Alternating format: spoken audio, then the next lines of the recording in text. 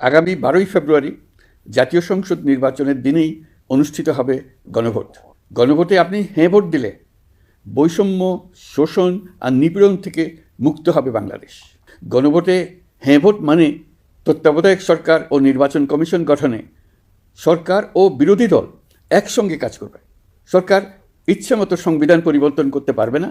গুরুত্বপূর্ণ পরিবর্তনের জন্য জনগণের সম্মতি নিতে হবে।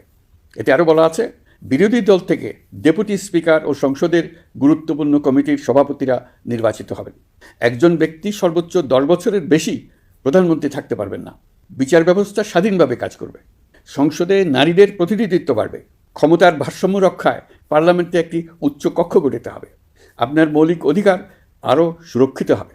রাষ্ট্রভাষা বাংলার পাশাপাশি অন্যান্য জাতিগোষ্ঠীর ভাষাও সাংবিধানিকভাবে স্বীকৃতি পাবে।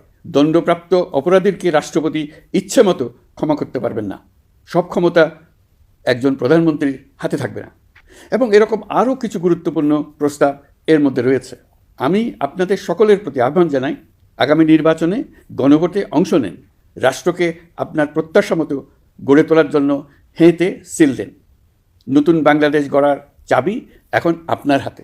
হেঁতে সিল দিলে নতুন বাংলাদেশ গড়ার দরজা খুলে যাবে। হেঁতে আপনি নিজে সিল দেন, আপনার পরিচিত সবাইকে সিল দিতে উদ্বুদ্ধ করুন এবং তাদেরকে ভোট কেন্দ্রে নিয়ে আসুন। দেশ পাল্টে দিন।